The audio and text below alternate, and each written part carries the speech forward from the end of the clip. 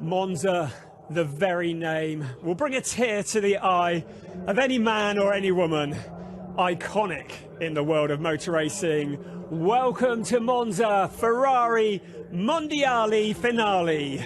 We're here in Italy for the grand final of the Ferrari Challenge, and it's the North American part of the series that we're looking at for this race. It's been a great weekend so far. The theme has been rain, and lots of it. We've had wet races, we've had wet qualifying, but at about lunchtime today, the sun started to peek through and the track dried out. And now, as the sun goes down over Monza, we're getting ready for the Ferrari Challenge North America. What a great, iconic track this is. 5.7 kilometers. 11 turns, 4 to the left, 7 to the right. Iconic, as I said, in motor racing. And there you can see it from the helicopter shot. You can see downtown Monza nestled in the trees, and this beautiful circuit in Monza Park. And you only have to drive literally a couple of minutes out of the park and you're in the housing area. What a beautiful area this is. It's been really good to look around. One of the fastest tracks in the world for motor racing. So many stories, so many legends created here. And for this race today, it's the last for the North America Challenge. We have one championship that's still up for grabs of the four. It's the Trofeo Pirelli Am, and Rob Hodes and Ross Choust, who are still going to be duking it out for the title of Trofeo Pirelli Am champion. Of the other categories, we have clinched titles. Thomas Tipple has already taken the Copper Shell Championship.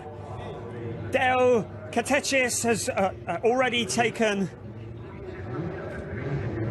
I'm just double checking on that one. Actually, I'm going to actually introduce my co-host here. Nico Spalek, how you doing? Very good, thank you very much. Yeah, you can confirm for me. I am learning this one as we go along. Copper Shout Am, who's the champion in that? I think it's John McGrew. Of course it's John McGrew. I think he took it yesterday. Murray Rothland, who you can see here, he has 3 wins in the Ferrari Challenge. But before we look at this race and the drivers, we will have a look at what's around. You've already mentioned it, Monza.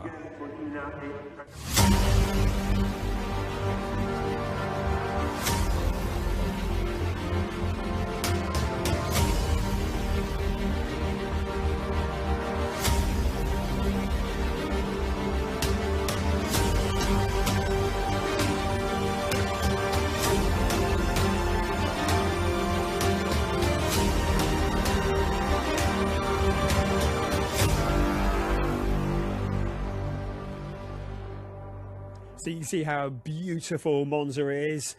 Not far from Milan. It is just such a lovely area. The grid is ready. We were talking about the championships. One other that we have mentioned, it is clinched. It's the Trofeo Pirelli Championship. Cooper McNeil has that one tied up and well and truly put to bed. And he's not actually racing in this today. He's chosen to sit it out. He wants to save himself for the world final tomorrow. Yeah, absolutely. We just saw Thomas Tipple. He has dominated his class like no one before, or no one in this year. The shell category is his class and he won it. John McGrew, as we said, he is clinched, and here we have his car, I believe.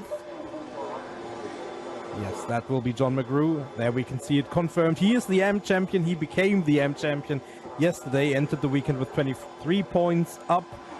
Got his 7th win yesterday, and that was enough to take the championship.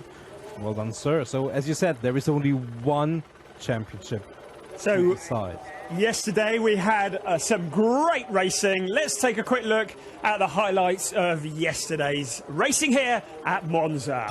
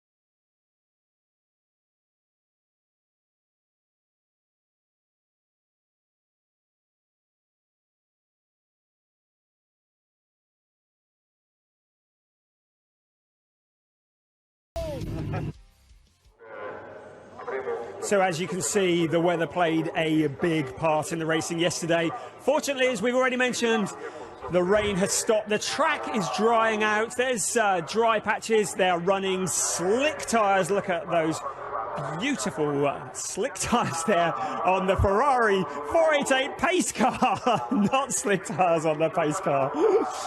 So yes, the track is drying out. And what we've got now is light fading. Yesterday we were running in near-on darkness here, weren't we, Nico? Yeah, we had a thick cloud cover yesterday and some rain, and you saw in the highlights how some cars got it very, very wrong, and that played a part in, as you saw, the race being red flagged at the very end behind the safety car, because there's no way to recover the stricken car on the back straight. So we ended the race a few minutes early for recovery reasons. No such problem today, and I would say it's potentially just a tad lighter today than it was yesterday because of the less thick cloud cover, but it's going to be very, very much edging on darkness by the time these cars greet the checkered flag, or the other way around, or whoever you want to interpret that. Yes, so the race is 30 minutes plus 1 lap, and as you mentioned, the light is fading rapidly, but we should just about squeeze it in with no dramas. The grid clears, the engines are started, we're getting ready for our formation lap. Just the last bits there. You can see Peter Ludwig on pole position. Yeah, he won the race, he won the championship last year in a dramatic title decider. He was close this year, but yesterday the final chance went behind the safety car. So he'll have to make do with a race win today and potentially the world final tomorrow. But and that's definitely possible, isn't it? Here's the race for today, just around the corner.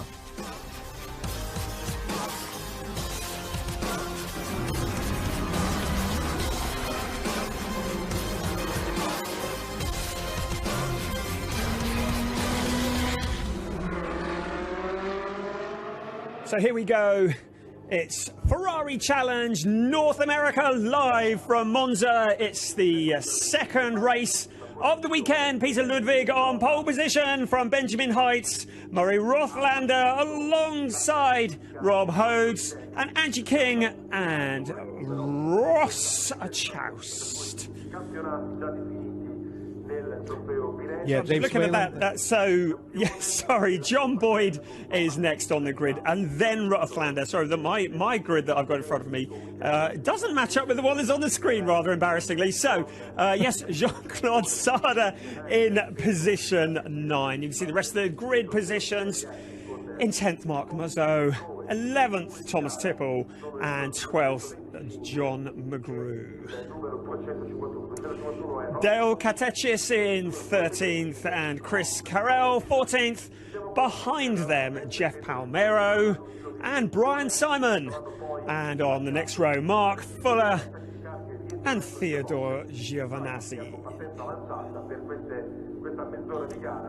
Bradley Smith lines up 19th on the grid alongside Brian Kamineski and Kevin Milstein, David Varig and Roberto Carver, and then bringing up the rear, James Camp and Al Heggie. You'll have to excuse my pronunciations. You know, I'm just kind of quite new to this series, and it's been really good to learn it. But some of these names, just, you know, gotta trip them off the tongue somehow or the other. Here we go. We start on the formation lap. Dry track.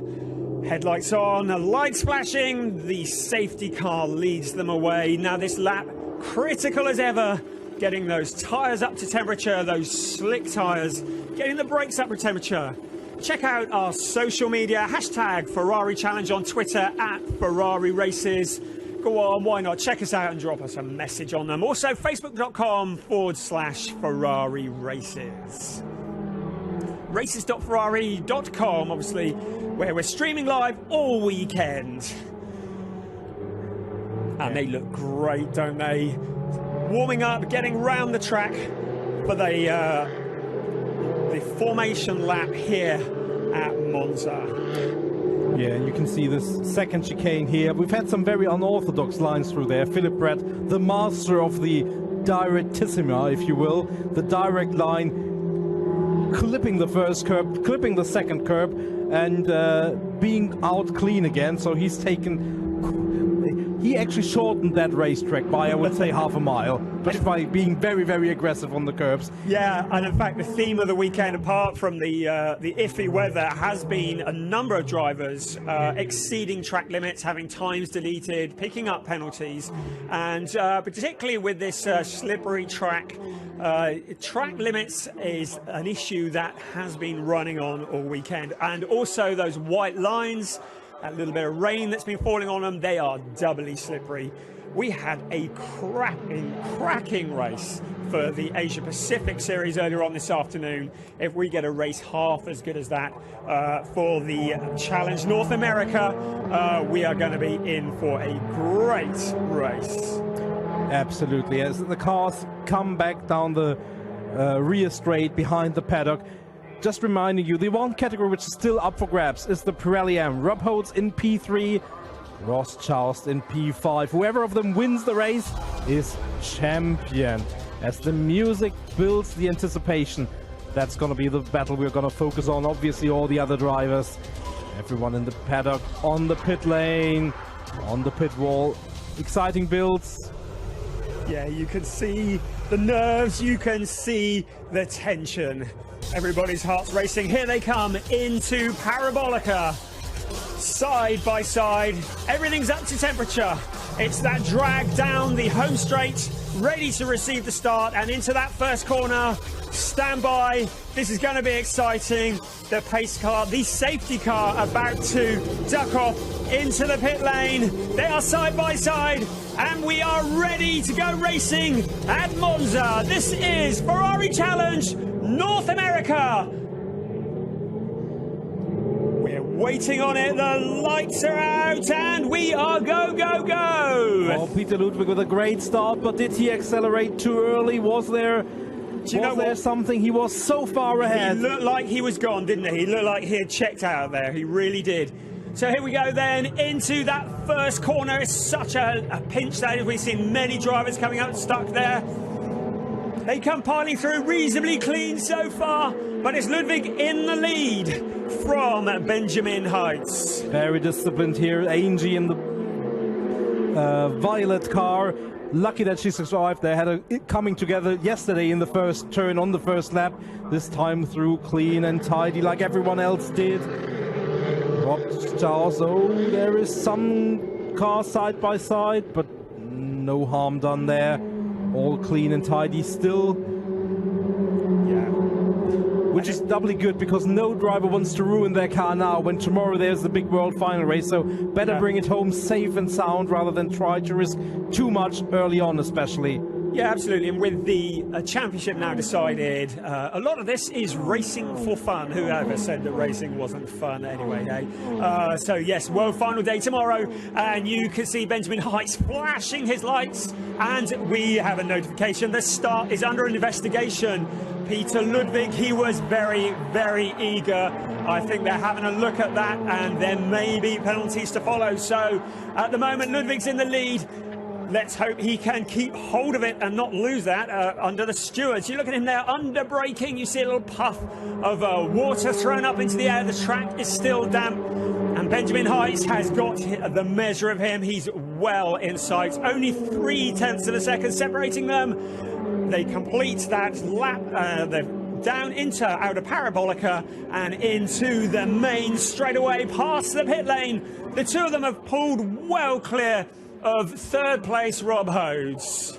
Yeah, but you can see the yellow car and the black and red car behind those two. That's Rob Holtz and Ross Charleston. That's the battle just at the top of your screen now. That's the battle for the one remaining championship as we see Peter Ludwig and Benjamin Heights getting up the road. Yeah, absolutely. So there's two things to look at here then. The fight for the lead, which is on your screen at the moment, and the fight for the championship, which is directly behind them. Plenty to be going on here. That dry line through those corners. Nobody is getting away here, are they? No, absolutely. James Wayland and Rothlander have come past Angie at the end of the previous lap, so that puts James Wayland on the podium in the Pirelli. He obviously very seasoned veteran. He has raced the Monza circuit a lot of times. He's done Asia Pacific, he's done North America, but he's also done quite a lot of successful racing in Europe. So he's probably more comfortable with this circuit than most of the others coming over from North America, not having that great an experience level on this Monza circuit. No, absolutely. But this circuit, it's the one they all dream of racing on, isn't it? It's the iconic, the fastest track, arguably the fastest racetrack in the world, the one that you want to win on, the one you want to be on the podium on. And look at them coming towards you, headlights are blazing. It kind of reminds you a little bit of Le Mans when you see them coming towards you like that, doesn't it? Absolutely. Here's the battle for P1 in the Pirelli Am. That's 3 and 4 overall on the track. But that's the battle for first in class, and that's the battle for first in the championship as well. Fastest lap, Peter Ludwig, a 151.478 on the drying track. That's certainly a first benchmark. He took just 3/10 out of Benjamin Heights, so not that decisive. Look by Ross Charles, not enough. James Wayland in the white and violet car behind them. Little purple, sorry. No, that's cool. So to summarise that then, so Peter Ludwig, he's in the lead. Benjamin Heights chasing, but remember the stewards are taking a look at that start. I have a horrible feeling it's Ludwig that they might be looking at. The battle for the Pirelli Am category, the championship for them. Rob Hodes and Ross Choust running in 3rd and 4th. The highest placed copper shell Am category runner is John McGrew. He's down in 11th place. And the highest placed copper shell driver, Thomas Tipple, in 12th place.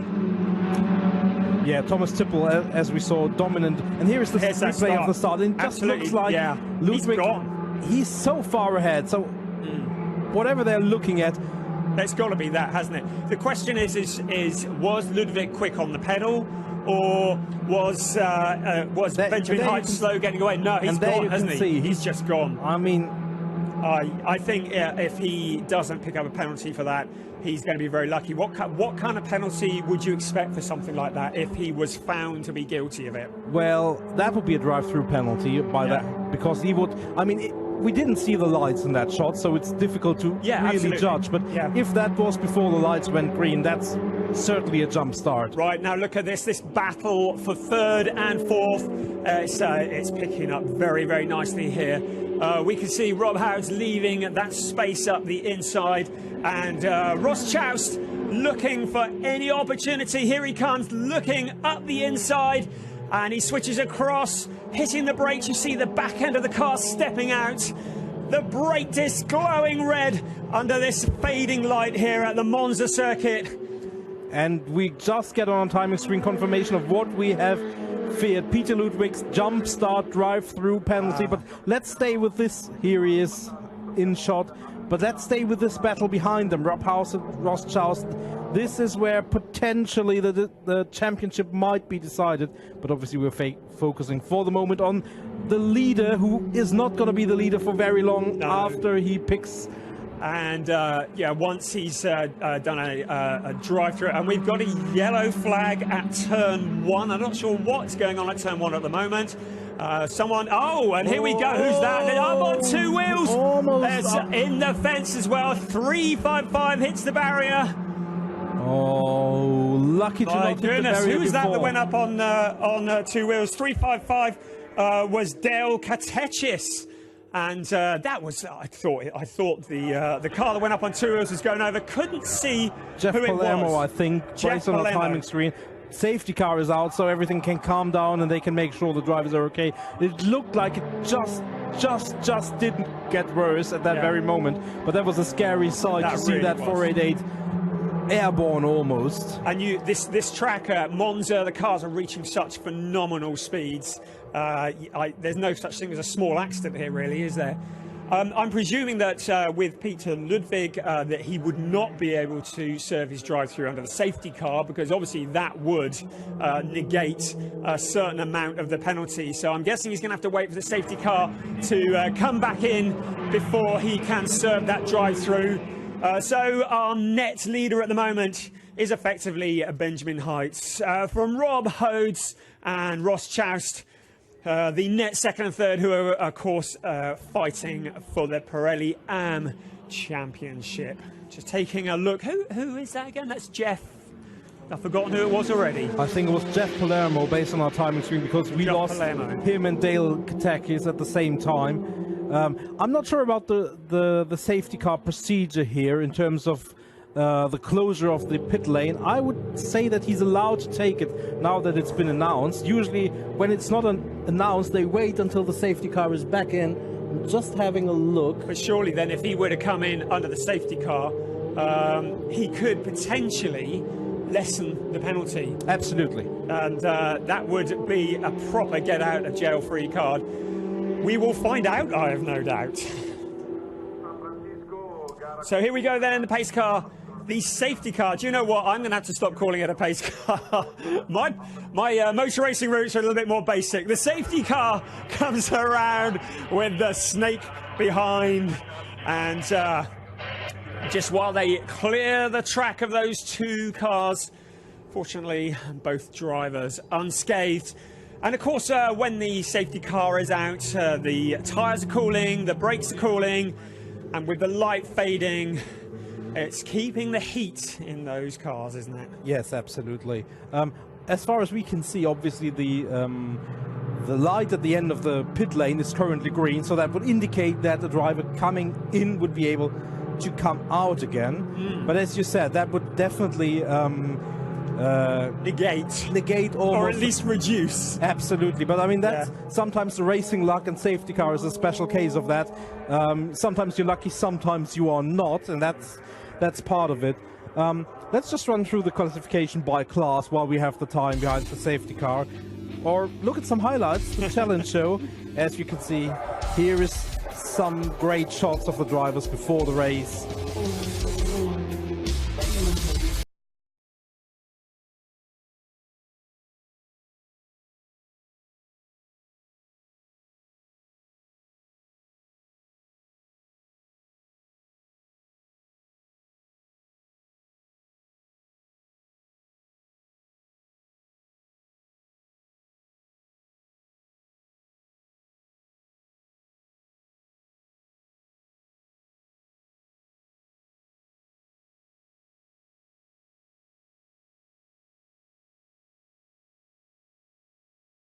We're a little under 10 minutes into the race. Just looking at that accident again, very lucky there weren't any more cars involved in it. I'm joined here in commentary this afternoon by Nico Spalek, and the green flag is out, the safety car is in, and the race is on. Peter Ludwig still hasn't served his drive-through penalty. And here we go. Oh, and that is second place, Benjamin Heights. He's overcooked it, and third and fourth as well. Oh, this is critical, absolutely critical for the championship, the Pirelli AM Championship. So it's all change at the front. Oh, Benjamin Heights, he did not need to do that.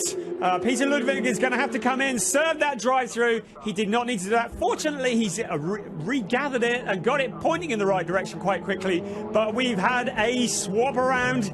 We've got Rob Hodes in third place from James Valand. And Ross Choust, who was the victim of that. I'm sure we'll see a replay of that. He has dropped several places overall, down at P8 overall, 5 positions behind Rob Hodes. And that means that the championship standing has changed. Rob Hodes is in P1 for the championship for the Pirelli AM now. As we can see, the AMG King car, who was one of the beneficiaries of that, P5, P4 in the Pirelli class, just behind James Wayland in the white and purple car coming towards you here. That yellow car, Rob Hodes, he is the leader in the AMs. There's James Wayland going through the Ascari. And Rob Hodes picked up a bit of damage there, hasn't he? It doesn't look like this affecting too much, but that incident And here we go, we can have a look at it again. There's two things happening at once here. So first of all, you see the leaders here, and that is Ludwig and losing it, Benjamin Heights. And then behind, it's really difficult to know whether Ross Chouse just shut the door on Rob Hodes. It's very, very difficult. I mean, I would argue that Peter Ludwig taking another swipe to the outside really compromised Benjamin Heights' braking point there, and he had to take evasive action because there was no way he could stop the car. Behind them, Rob Hodes, I would say, for my money, he did give a little gentle push, not intentionally, but he was very much responsible for Ross Charles to have that spin. Do you think that the incident for third and fourth was connected to the leaders' incident? Do you think there was an element of distraction, or do you think it was totally coincidental? No, I think that was coincidental. Obviously, the restart being the moment to make that move. Yeah. Another safety car. We have another safety car, so not too sure why, but the safety car is back out. Chess Brook is dropping down the order, as is Ross Chouse, I'm afraid, and that would be a big, big shame. So we're just looking now to see why the safety car is out. We've had no indication here in the commentary department. Let's just have a look here. So we have a car here which is probably stranded, and that... And there's another incident potentially. No, they're long developing, and that is the 383 cars of that's Chaz Brook, yes, absolutely. And I think that's going to be the reason. He's in the kitty litter, and he ain't getting out of that in a hurry. That's going to be get the breakdowns out. Your afternoon is over, Chaz. Really sorry, mate. So the rest of the cars come back down to speed behind the safety car. We are just coming up to halfway in the race, and there's been a fair bit of action again, hasn't there, Nico? Absolutely, absolutely. And I have to say, Ross Charles, he just dropped in that last sector. Whether he had that spin there, and it might have been him who had that spin that we saw before. I wasn't sure. I couldn't just make out the number. But it could have been the 225 car. I think it was. I was pretty sure it was Ross Chouse. Look at this, picking up the curb. They don't have to throw them around, don't they? So look, here we go. Nice slow-mo replay here. Bit of rubbing coming around the S's. What a cluster of Ferrari 488s.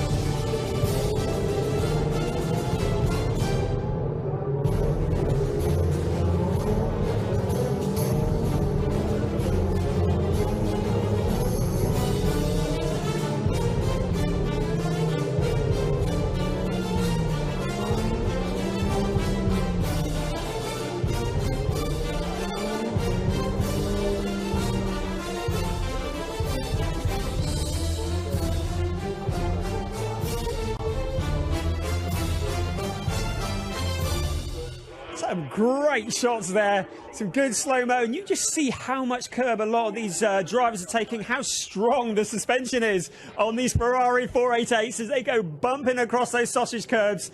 It was great to watch that, wasn't it? Yeah, thank Franco and all the guys in the OB van giving us some great shots. Brilliant. And you to follow this race along with us. Good to have you with us. So while we have a little gap in the proceedings here behind the safety car, good opportunity to just check up on where we are with the championships and the standings. Our resident statistician, can we quickly do this? The safety car is in on this lap. Yeah, in the Pirelli and overall Peter Ludwig, Benjamin Heights, but don't forget Peter Ludwig still has to come in for his drive-through penalty. That will put Benjamin Heights in the lead, James Wayland and Angie in the top 3 positions, I'm sure. In the AM, it's Rob Hodes, Rothlander and Boyd, the top 3, which would put Rob Hodes across the line and into heaven of the Pirelli AM in North America. In the Shell AM, it's John McGrew, already champion, Brian Simon and Theodore Giovannis, the top 3, and in the Shell, Thomas Tippel, 11th overall, Mark Fuller and Chris Carroll currently on track for podium proceedings coming their way. What a wonderful summary that was. Thank you, Nico. As you can see, getting some heat back in those tyres. The leader, the temporary leader, Peter Ludwig, drops back so as not to catch the safety car.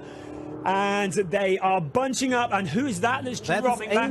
It's Angie King, isn't it? Yes, in the distinctive purple car. The rest of the field picking up the speed, getting ready. Poor old Angie having problems. Looks like it's the end of the afternoon for her. And the green flag is out. Peter Ludwig's away. And Benjamin Heights has regained that ground he lost after that mistake a little earlier. There he is, flashing his lights, doing everything he can to distract. And it's the green flag. Great opportunity to pick up some places. That is Jean-Claude Sada, I think. Sada, yes, another ex-European Challenge driver picking up a place there. It's this first lap after a safety car, which is a great opportunity. And this is that battle for the lead as they come around here with 11 and a half minutes still to run. And for Peter Ludwig, time is running out to a degree because I think he has to come in after the end of this lap, or otherwise he will see the black flag because he still hasn't taken his drive-through penalty, and he has 3 laps to do that after being notified. And I would bet that is the 3rd lap now. That was exactly the question I was going to ask you, is how many laps he had to do that. You get the feeling that maybe he's not as enthusiastic about it as the stewards are, and maybe his team are protesting it, but we see no notification of that, and he needs to come on in. And yeah, the drive-through penalty still stands. Just hearing that, he's put in the fastest lap on lap 2, but we're looking at first and second, but net first is going to be Benjamin Heights. And a drive-through penalty for car 251. That's Rob Hodes for causing a collision. There is James Wayland on the inside. There was contact, I'm sure of it.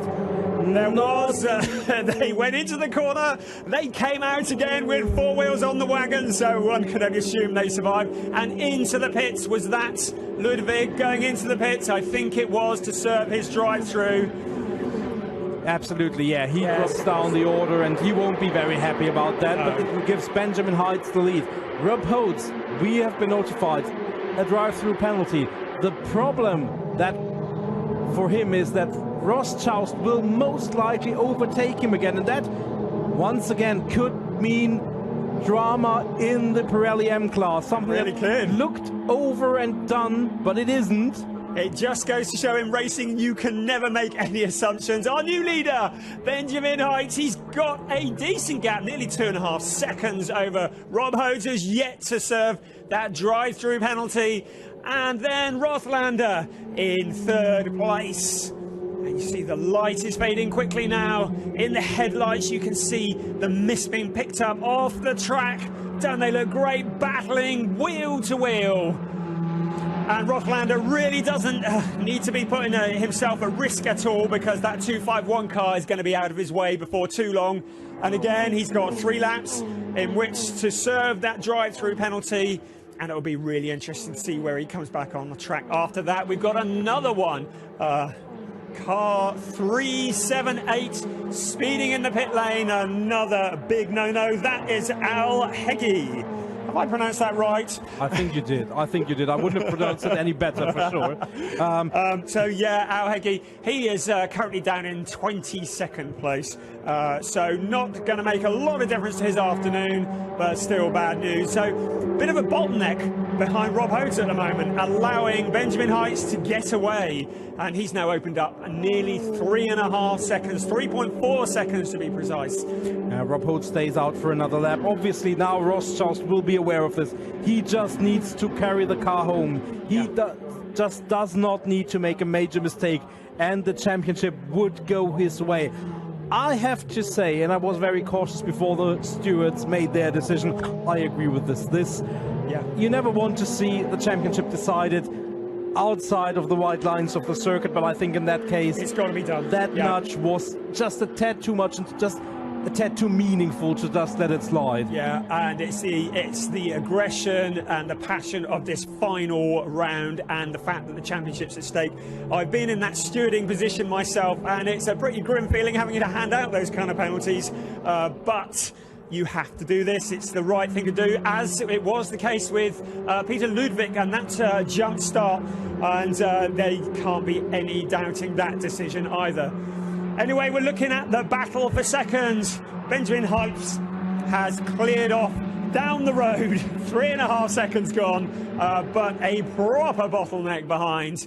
Rob Hodes in second place, and Murray Rothlander in third.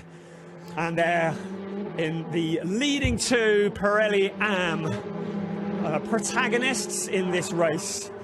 I mean, the only thing that Rob Hodes will hope for is somehow another safety car to appear somewhere, as we see John McGrew, leader in the Shell Ams and champion, dropping down the order a little. He's got a problem, isn't he? Yeah. The only chance that Rob Hodes has is somewhere a safety car. He can come in, take his drive through, while the other cars are not that fast. That would be his only chance, but with 6.5 minutes in the dry track, chances of that diminishing by the lap. And I think, by my reckoning, this is the last lap that Rob Hodes can do before he has to come in. So, or maybe just one more lap. But he's really cutting it thin at this race. But I will not make any predictions. We've seen craziness all over. And I would have to say that every prediction I've made this weekend has been wrong. So, yes, well, we don't go down the booking office on my camp, will you? So here we are, less than 6 minutes remaining. We've completed lap 12 laps for Benjamin Heitz and Rob Hodes. And they are all in a line. And Murray Rothlander looking again, taking a look. He wants to get past him, but he needs to not put himself in any risk at all, because he has got this one very nicely together. In the meantime, as we can see, the 378 car of El Haggy taking the drive-through, hopefully at the right speed this time. Brian Simon has taken the lead in the Shell Am, so he's in line for winning that category. To the best of my knowledge, it could be his first race win this year. I'm not 100% sure. But certainly didn't figure in the championship chase at the end of the year. But he would be delighted with capping today with a race win. Yeah. And so Rob Hodes has still yet to take his drive-through. That will obviously promote Murray Rothlander to second place on the track, followed by James Vayler. And you can see by the glare of the lights that it's really, really getting to the dark outside. That might not yet affect the braking points, the recognition of the circuit, but it certainly creates a great atmosphere for us. Here is Thomas Tippel, leader and champion in the Shell category, rounding the Parabolica, coming towards the finish line. 4.5 minutes as Rob Hodes now has come in to the pit lane. He's doing it. And when you look at the fact that Peter Ludwig, who's now back down in 17th place, he put the fastest lap of the race in back on lap 2. That says a lot about the temperature and the fact that the track is certainly not getting any faster. And of course, yes, we remember as Peter Ludwig is loitering down in 16th now. He was the leader not that long ago. Yeah, bad news for him. A little bit too eager with that right foot. Leader Benjamin Heitz and Murray Rothlander, the leading Pirelli AM driver, in second place. James Vayland in third, and Jean-Claude Sada up into fourth place. The leading Copper Shell driver, Thomas Tippel, is in seventh. Rob Hodes, meanwhile, has come out of the pit lane in position 20, far down the order. Actually, in class, he's just one position behind Ross Charles, because all the other drivers between them, 7 actually on the grid, are in different categories. Yeah. However, the problem for him is he has to win this. He has to be ahead of Ross Charles. Yeah. And those drivers will not make way for him to do this across the last 3 minutes. So, barring anything unpredictable, which is almost predictable on this circuit. Yes, the only thing that's predictable is the unpredictability, I'd say. Absolutely. Here is the leader of Shell Am. We've talked about him. Brian Simon Great racing, very consistent, very strong here, following the other cars, making no mistakes. Giovanni's 2 seconds behind him, and with 2 minutes and 40 to go, plus potentially one more lap, that's going to be very, very difficult to make up. This race has flown by, lots to entertain us in this. It has been a great day of racing right across the categories. We've really enjoyed it, and we're into the last couple of minutes plus one lap of the racing here today at the Monza circuit. It's the Ferrari Challenge North America. Benjamin Heights leading the way and looking very, very comfortable. He's got 4.4 seconds over the leading Trofeo Pirelli AM driver Murray Rothlander, and you can see that gap. All he's got to do now is keep it on the black stuff and bring it home. Easier said than done, I would say. Yes, this lap and probably 2 more after that, so there's still some time to go, some drama to be had. Still time to throw it away. Not that I'm saying that he would, of course. No, he... Yeah. It's a fantastic race that we're witnessing. The 3-2-1 car of Thomas Tipple, that is obviously leader in the shell. That's the battle for P1 in the shell. Mark Fuller behind him. Respectful 1.5 seconds, 1.4 seconds. Yeah. And here they come. Beautiful autumn shot around the Monza track. Coming up to the last minute plus one lap.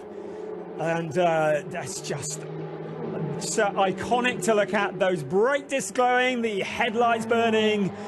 It's the Ferrari 488s, well over 700 brake horsepower in each of those machines. And we have another change for position. It's Mark Muzzo who is making a move on John Boyd.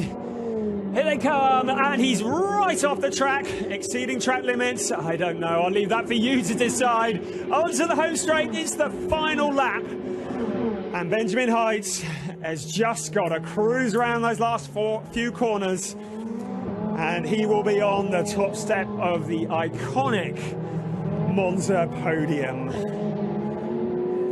A few more battles around the track, still to be settled. I think the championships are over without wishing to put the kiss of death on it. Ross Choust looking good to be the Trofeo Pirelli amateur champion after this race. Yeah, the Pirelli Am in this race, it's Rothlander, Boyd, and 3 is Choust, after being turned around, as we saw, by Rob Holtz, who received that drive-through penalty, which dropped him way down the order. And that's going to be the decisive moment, probably, of this championship. It is. But with only a minute and a half to go, Benjamin Heights, James Wayland, and Jean-Claude Zada are the ones who look set for the Pirelli podium. Tipple, Fuller, and Carroll for the Shell podium. And it's Brian Simon, Giovanni's, and John McGrew, the champion for the Shell Am, as we follow Benjamin Heights around the next 2 last turn, back on the back straight for the last time at race speed. Yeah, he just needs to get in those last couple of corners. He's still pushing quite hard. He's clipping the corners, but he's got it all under control. He can back off now as he comes around Parabolica, and he heads on to the pit straight. He can see the checkered flag. It goes up, it comes down, and Benjamin Heights wins the final race of Ferrari Challenge North America 2018. Headlights flashing. Murray Rothlander crosses the line second to win for the Pirelli Am category. Third place, James Velland, and Jean-Claude Sada in fourth, followed by Mark Mazot. Mark Fuller made it and won the race. Thomas Tipple beaten across the line.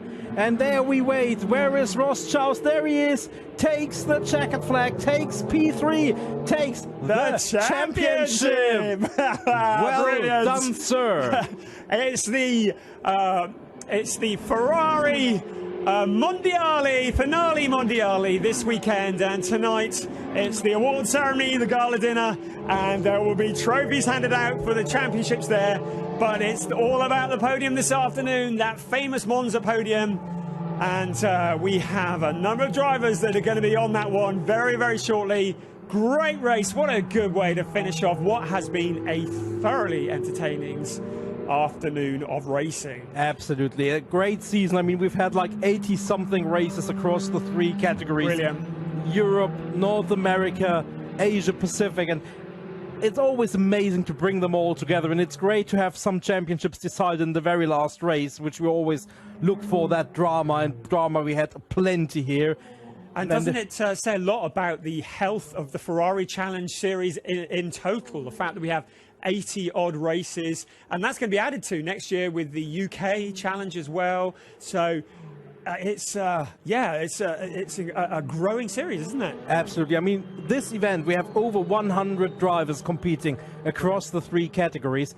That in itself is a very strong statement. And as you say, there will be a UK baby joining the Ferrari family.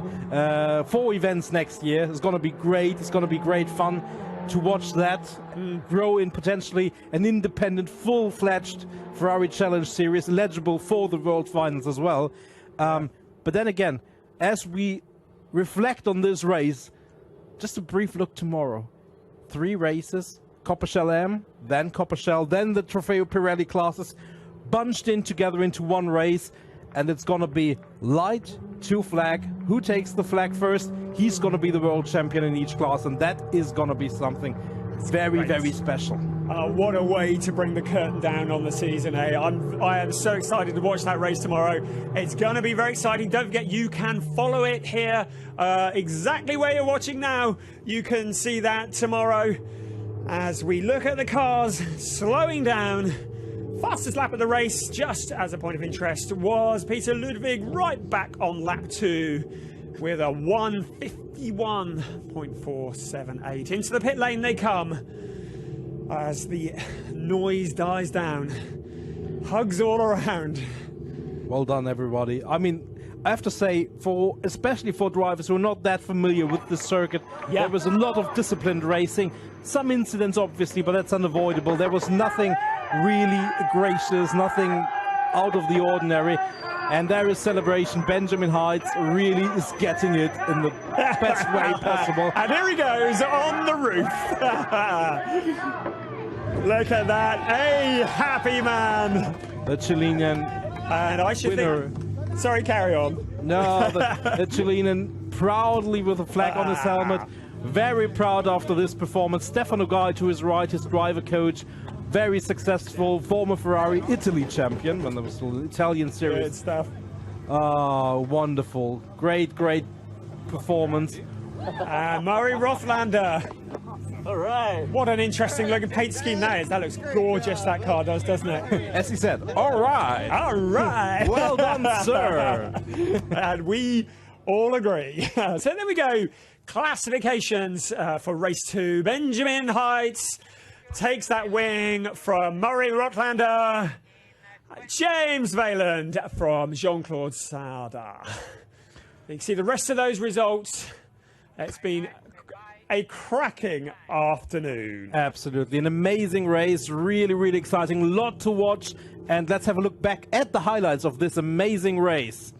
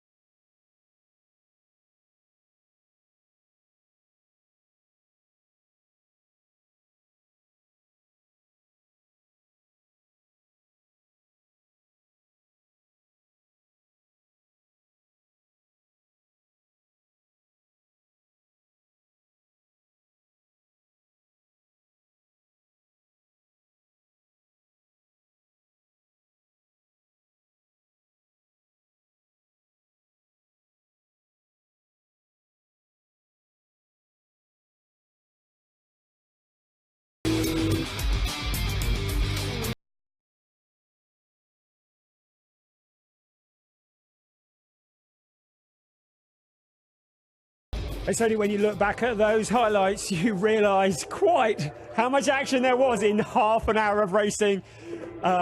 Excitement all around, and that Jeff Palermo accident, I thought that one was going over. That had the potential to be something quite large, didn't it? Yeah, absolutely. I'm glad to see that it didn't, and everyone walked away. Yeah. Glad to see that we all were witness to that great race. And we're going to go up to the podium, I think, very shortly. You can see now that the dusk is settling. It really is. Doesn't it look great with the mountains in the background?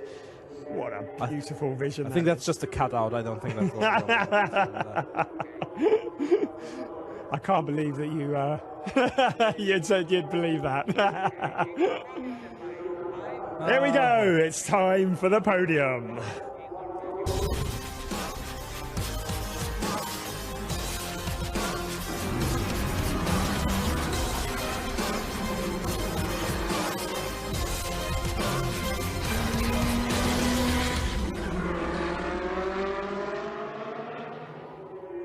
So we're ready for that fantastic podium.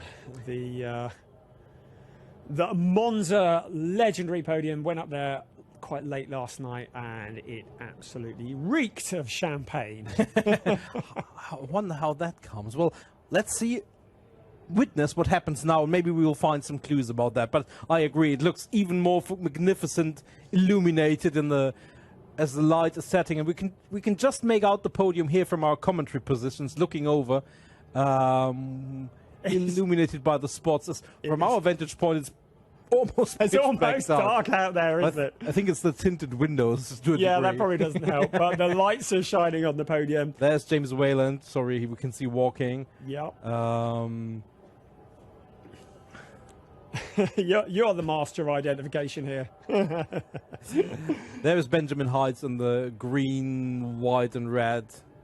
So it'll be the Trofeo Pirelli that'll be first. Absolutely. Jean-Claude Zada was the one in the white race suit. Yes. And we will see the Trofeo Pirelli podium first, then the Pirelli Am, then the Shell, and then the Shell Am. But it's probably going to be the Pirelli Am where the P3 driver, Ross Charles, will be the most happy. He'll have the biggest smile. Do you think someone's told him? I'm already betting on him being first with a bubbly, but you never know. So just more drama building. Yeah, absolutely. If you can stand it. If we can take any more. Yeah, it's. So while we just wait for this, you just have to feel for Peter Ludwig.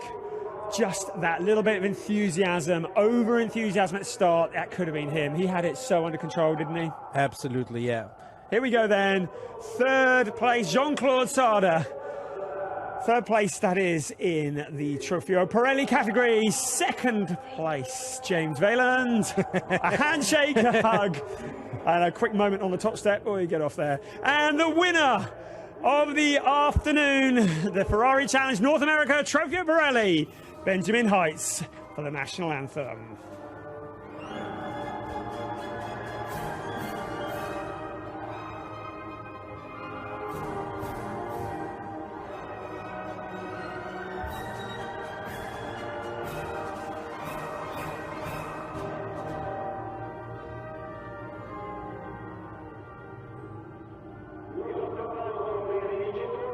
Well done, everybody. There you can see the illuminated podium. And there you can see Miguel Molina, official Ferrari GT driver, handing out the silverware. Jean-Claude Sada handing out congratulations to everyone on the podium, except for himself. Oh, and Giancarlo Fisichella, ex-Ferrari Formula One driver, of course, presenting trophies for second. And the winning trophy coming from Andrea Bertolini, the Ferrari's official GT driver. Smiles all around. Trofeo Pirelli is done and dusted for another year. Olivier Beretta, also a Ferrari official GT driver, shaking hands. Theo Mayer, the Pirelli Motorsport stalwart. You cannot miss him in this paddock, handing out the Pirelli trophy as well. He has a very nifty Pirelli bicycle. I would like to steal that, but I'm sure I be allowed into the paddock if I do, so it's yours, Theo. I can't see you on a bicycle, so that'll be on the far left-hand side. Team boss, I dare say. Absolutely. Well done, everybody. Great race. Let's see who's first with the champagne. And not looking too enthusiastic at the moment. Everybody run. Is there actually any champagne out there? Yeah, there's the Veuve Clicquot, but there is... Oh, here we go. Oh. Here we go. Run for cover. I'm not going to spray that. No. Benjamin okay. Heiss is a waste of good champagne. Get it down my neck. First things first. First, I will have some of that. After that magnificent drive, some of which we are seeing now. Yeah. James Wayland, he was very traditionalist about that. Here, have some of mine. Brilliant. So there we go. That's the first of the 4 podium presentations. Next up, Trofeo Pirelli Am. And it is Murray Rothlander, John Boyd, and of course the man with the biggest smile of all. That's going to be Ross Choust. Wouldn't you think? I would think he's likely to have. Well, he's not going to have a podium if these gentlemen linger there for much longer. Certainly not in our program if they do that. But, I mean, they've done their job for today. Who cares who else needs that podium? Who needs a podium anyway? It's only the greatest podium. I mean, it's rated as highly as the Monaco podium, I think. The Monza podium is the one they all love to stand on. Of course, it's quite iconic when you have Formula One here and all the fans are all on the track. But even here for this weekend, it's just something else to be stood on that podium receiving those trophies. Yeah, I think the light gives it a very special atmosphere. I'm not sure if you see that much, blinded by the spotlight, blinded by the Super Trooper. Well, as you can see, it's almost pitch dark here now at Monza. We've had a great afternoon of racing, and here they come. Ross Choust, John Boyd, and there is Murray Rothlander. Oh, Mr. Choust, some more enthusiasm. You're a champion. Do you think anyone's actually told him that yet? Here we go. It's the national anthems. It's Canada.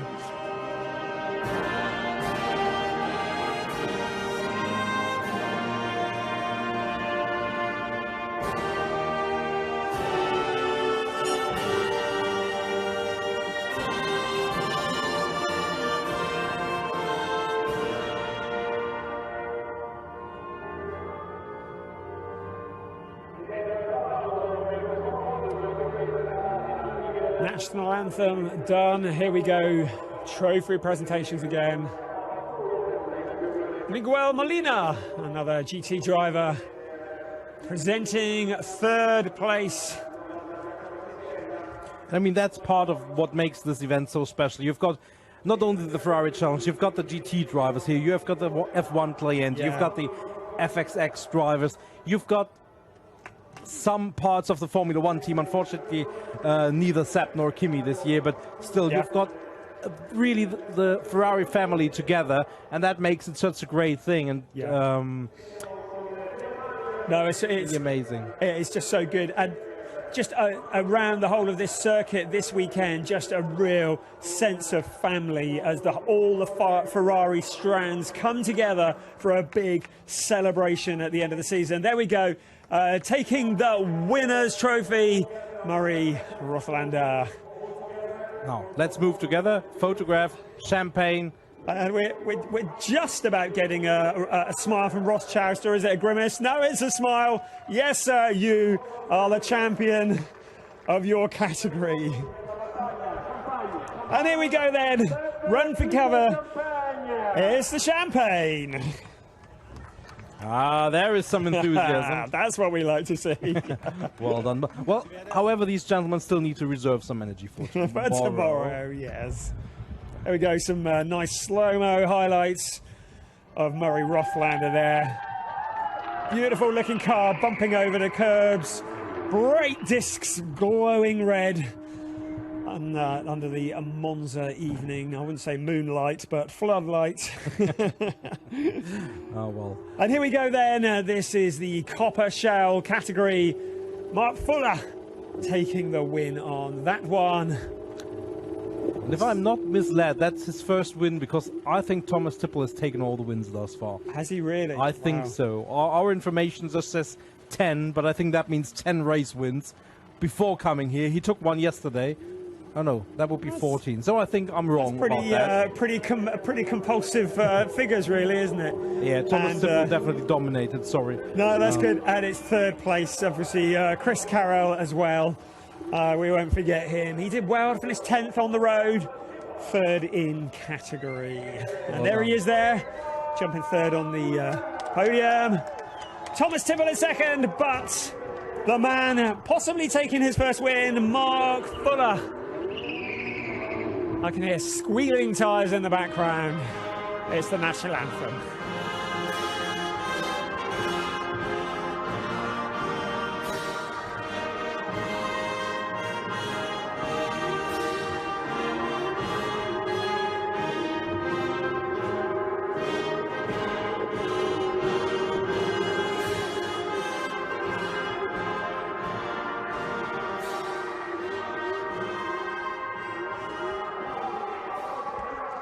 And we've been able to confirm it is his first win this season. He's been on the podium. Oh, he had a streak of 1, 2, 3, 4, 5, 6 second places consecutive. 7 overall, 8 overall actually, but it is his first win today. So brilliant. Congratulations. Long time coming, but well done. You finally made it onto the top step. At lastminute.com, at the mighty Monza, the season closer, he finally gets that podium, that top step on the podium, receiving a nice looking plate there. And he did it on the final lap in the final sector, just edging Thomas Tippel. And you could almost assume that was intentional, but I don't think so. Yeah, no, he wasn't keeping the drama up, was he? It wasn't the jeopardy to the end. No. I think they're all too competitive to yield a race win. So I'm sure that's a well-deserved and self-maintained win by Mark Fuller. Well done, sir. There we go. Go posing for the photographs. Team boss as well. And here we go. The champagne. Thomas Tippel already lagged it to the grid of the race tomorrow. I think he's just. And you see, they missed a trick there in the first podium. They were using the shield, the plates they were given as shields, weren't they? So missed a trick putting that down. So there we go. One more podium left. It's the Copper Shell AM category. We should be seeing Brian Simon, who will be taking the top step from Theo Giovanni and John McGrew. And John McGrew with a big smile on his face. So we wait for them to appear. It's Brian Simon's third win in this season. Well, and there we have him climbing the top step of the podium. Theodore Giovanni is on P2 and P3. John McGrew, he the champion.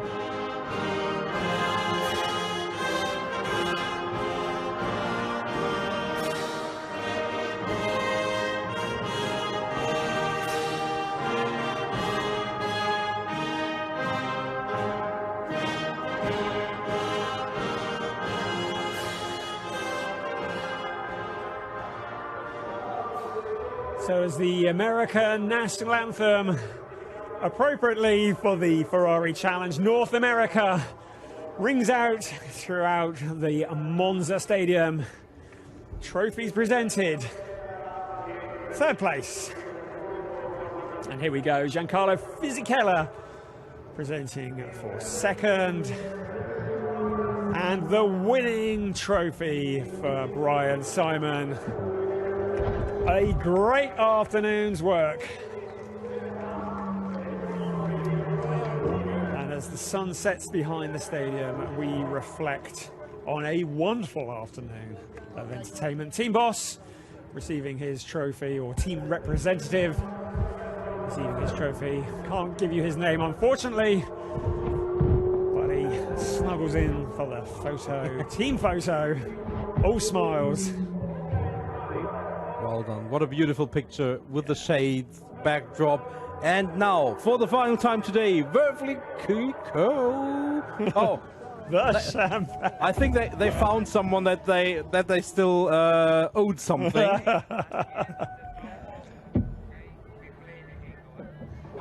Okay, so here we go then. Final slow-mo shots of the afternoon. It has been a joy and a privilege to have you along with us this afternoon. Hope you've enjoyed it. We have, for sure. Thank you very much.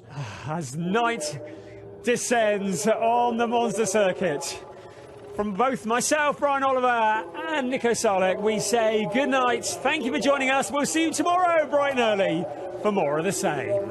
Good night.